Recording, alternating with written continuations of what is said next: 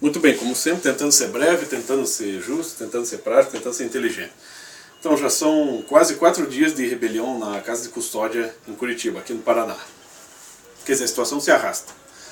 Sem que autoridades policiais ou governamentais, né, até federais, consigam chegar a um acordo. Os criminosos, o grupo de criminosos que está lá dentro, amotinado, consiste num grupo de alta periculosidade. É o crime organizado. Né? E nas mãos deles estão 4 reféns, ou seja, 4 agentes penitenciários, que correm o risco de serem picados vivos.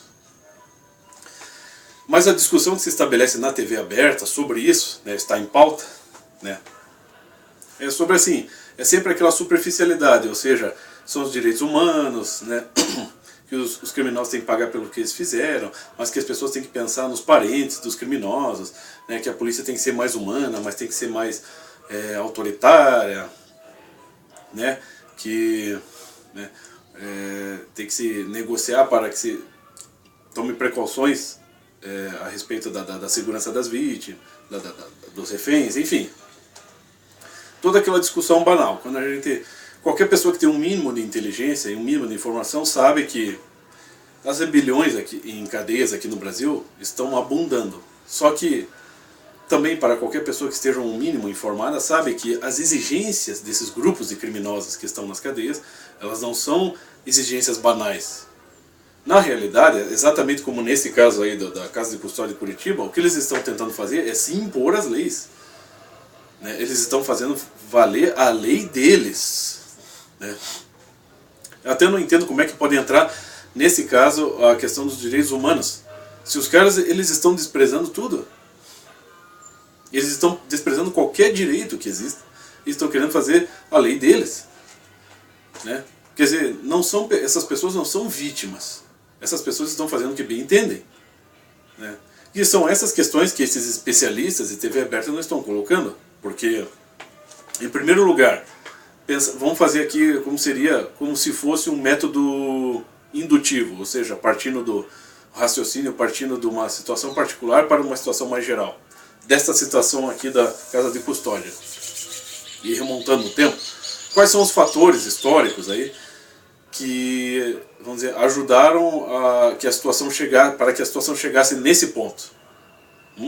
Aqui no Brasil, há muito tempo, há décadas, existe um afrouxamento e uma flexibilização criminosa das leis. Né? Existe um incentivo muito grande ao crime, né, por diversos meios.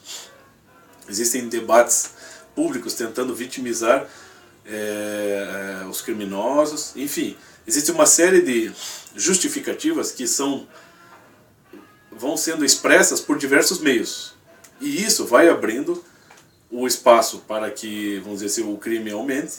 Né? Você tem já a questão do Estatuto de Desarmamento, que é outra coisa que vai ajudar. Você tem um tipo de debate público que ao longo do tempo se manteve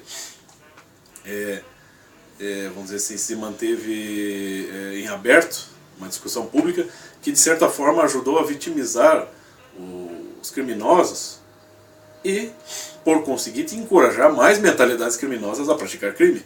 Isso existe. Né?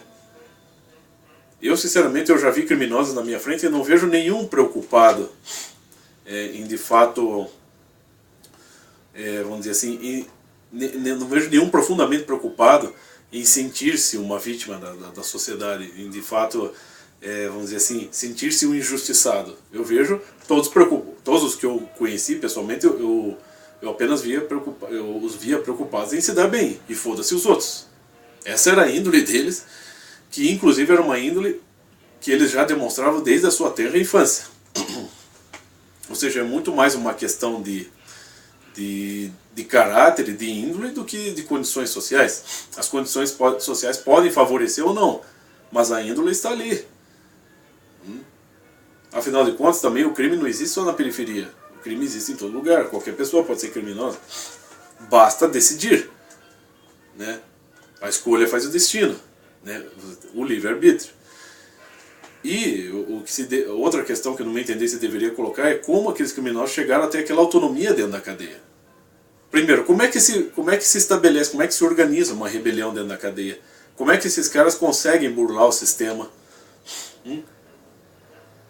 Né? como é que eles conseguem ter essa plena liberdade lá dentro e fazer o que bem querem? Eles estão tentando, de certa forma, até comandar a sociedade dentro da cadeia. Se um, vamos dizer, se um assaltante armado, por exemplo, com 38 carregado de 6 balas, consegue render 6 pessoas, um grupo de criminosos de alta periculosidade, um grupo grande, pode intimidar e se impor, né, tiranizar um grupo ainda maior. Né, pode dominar extensões geográficas. Isso é possível. Então, é claro que existe um risco disso. Eu não acredito que eles vão dominar, mas existe o risco sempre. E até agora, nesse momento, pelo menos de dentro da cadeia, eles estão fazendo o que eles bem querem. E as exigências estão lá. Né? Não são poucas. Né? E há 4 pessoas que não são criminosas que correm o risco de serem sacrificadas. Então é claro que esse pessoal não está sabendo debater isso na TV. E a população também vai se tornando incapaz de perceber, de intuir algo a mais do que isso. E incapaz de se interessar por algo a mais.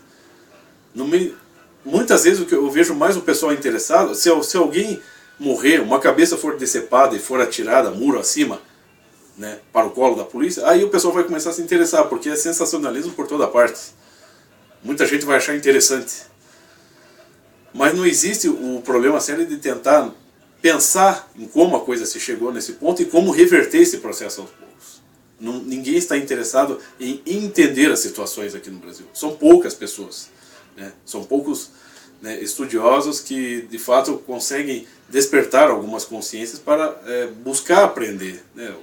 Por exemplo, no meu caso, entre outros que estiveram próximo de mim, você tem o professor Olavo de Carvalho, que está sempre ali tentando estimular as ferramentas intelectuais para que nós possamos começar a deduzir, a inteligir o problema. Eu mesmo intelijo muito pouco, mas onde estão as questões fundamentais para se compreender isso, como é que a situação chegou nesse ponto, ninguém coloca. E é por isso que está assim, por isso que está aquele caos. E a coisa pode piorar. Né? E a discussão pública ainda tende não só a desmoralizar a polícia, né, puxar a brasa para os criminosos e ainda assim querer acolher mais do que se precisa os parentes dos presos. Né? Sendo que a gente sabe que em muitos casos, né, claro, o crime, né, um sujeito se torna criminoso por sua própria decisão, mas muitas vezes no seio da família, né, não há uma estrutura para se tentar evitar esse tipo de coisa. Né? É o caso de se perguntar, por exemplo, às vezes você percebe muitas mulheres lá, né, exigindo, né, notícias dos presos e ameaçando o Estado de que o Estado será punido se os seus parentes que estão lá presos sofrerem com as consequências disso tudo. Né? Ou seja, você tem lá parentes de presidiários fazendo uma série de exigências e uma série de acusações ao sistema penitenciário, às leis, à polícia, ao governo, mas você não vê eles colocando uma questão que seria fundamental e que está diretamente ligada a eles. O porquê?